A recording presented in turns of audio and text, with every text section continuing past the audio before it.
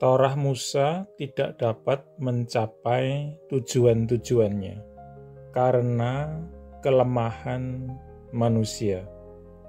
Rasul Paulus menjelaskan hal ini dengan sangat jelas di bagian akhir Roma pasal 7. Demikianlah, maka sesungguhnya Torah itu kudus, dan perintah itu kudus dan benar dan baik.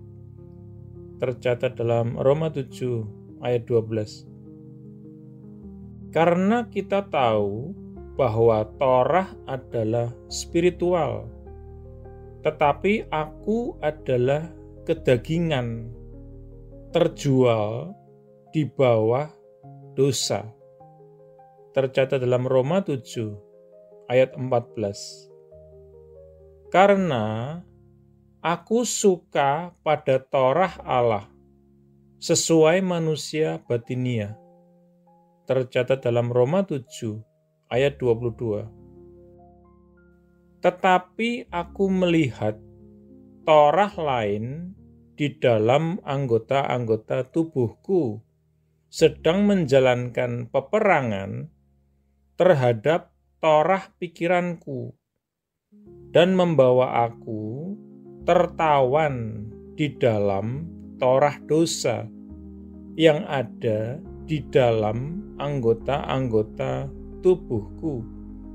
Tercatat dalam Roma 7 ayat 23. Torah itu sendiri adalah benar dan baik.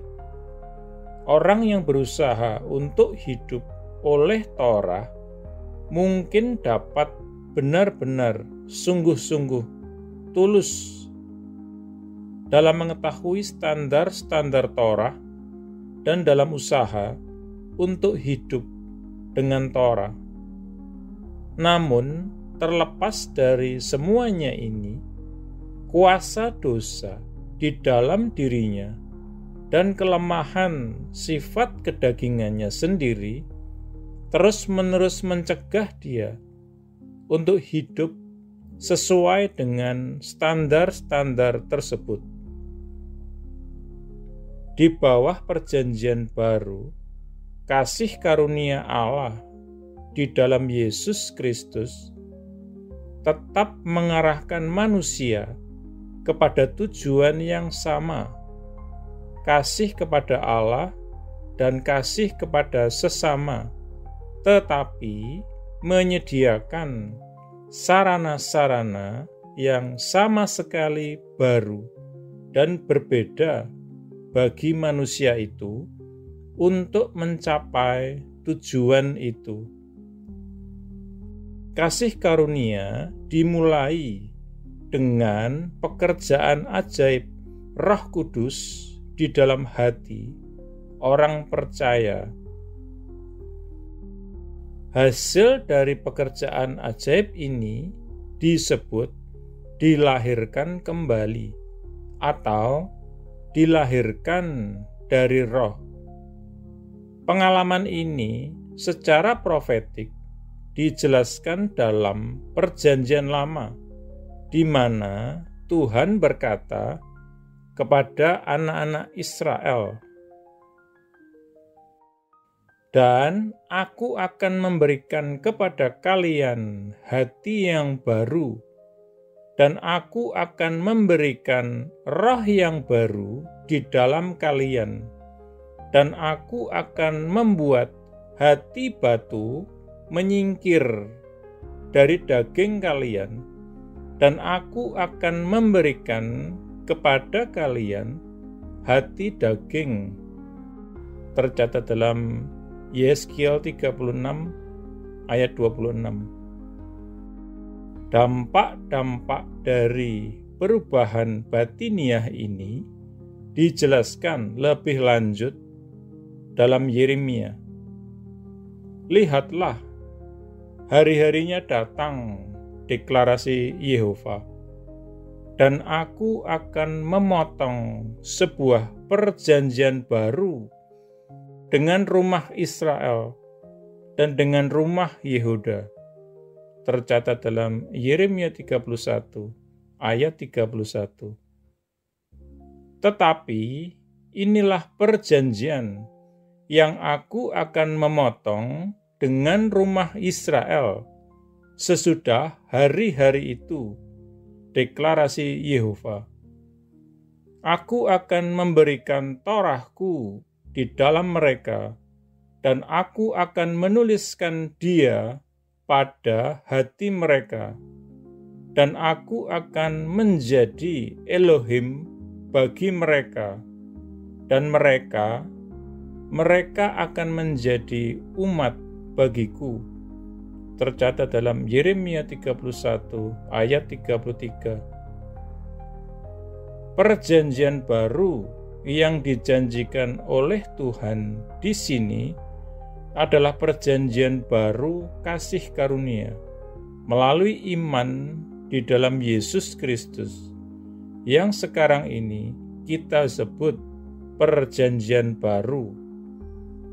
Melalui perjanjian baru ini, sifat orang berdosa diubahkan sepenuhnya di dalam dirinya. Hati yang lama, yang membatu, yang keras, dan yang tidak responsif disingkirkan. Sebagai gantinya, sebuah hati yang baru dan roh yang baru ditanamkan di dalam dirinya. Sifat baru ini selaras dengan sifat Allah dan hukum-hukum Allah. Dengan demikian, menjadi alami bagi manusia yang telah diciptakan kembali oleh Roh Allah untuk berjalan di dalam jalan-jalan Allah dan untuk melakukan kehendak Allah. Torah kasih yang berdaulat itu dituliskan oleh Roh Kudus sendiri pada loh hati yang responsif dari orang percaya itu. Dan dari situlah kemudian Torah itu secara alamiah bekerja di dalam karakter dan tingkah laku yang baru dari orang percaya itu. Kita berdoa. Bapa Surgawi, terima kasih karena Engkau memberikan kepadaku sebuah hati yang sama sekali baru dan roh yang baru di dalam diriku. Aku memuji Engkau karena sebagai hasilnya aku tidak lagi harus hidup menurut keinginan daging, tetapi manusia baru yang telah Engkau ciptakan itu hidup di dalam diriku. Haleluya. Amin.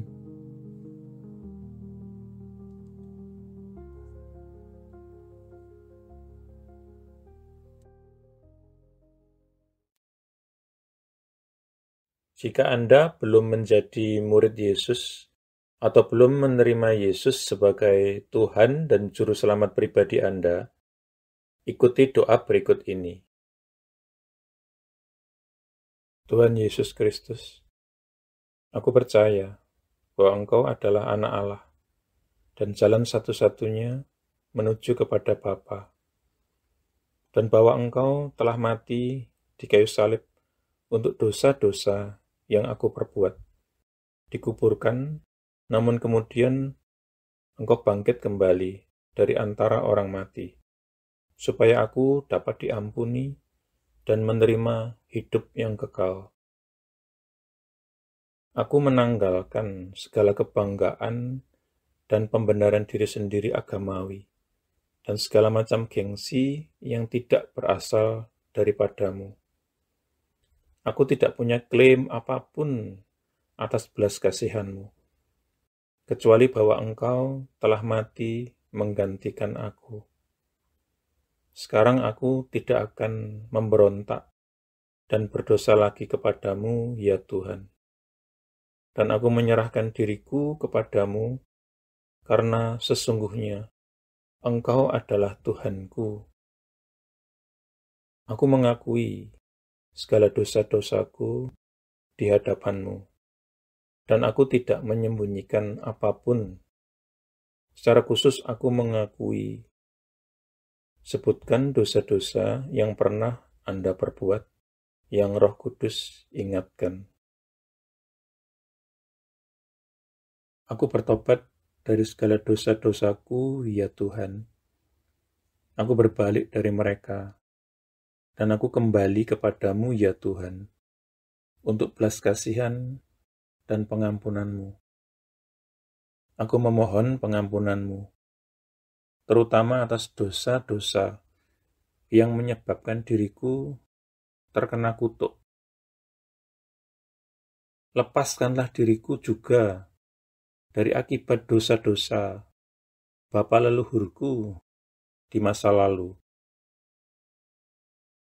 Oleh keputusan kehendakku, aku dengan sadar mengampuni setiap orang yang pernah melukai atau bersalah atau merugikan aku, sama seperti aku ingin Tuhan mengampuni diriku. Aku menanggalkan seluruh kepahitan, seluruh kemarahan dan dendam, dan segala kebencian. Secara khusus, aku mengampuni. Sebutkan nama-nama orang yang Anda maksudkan.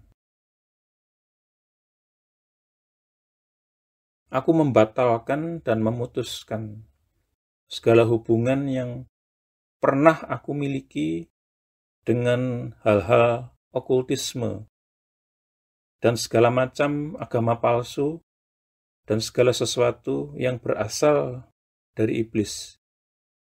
Seandainya aku masih punya barang-barang yang menghubungkan diriku dengan iblis, okultisme, dan agama palsu, aku berkomitmen saat ini, Tuhan, untuk menyingkirkan dan menghancurkannya.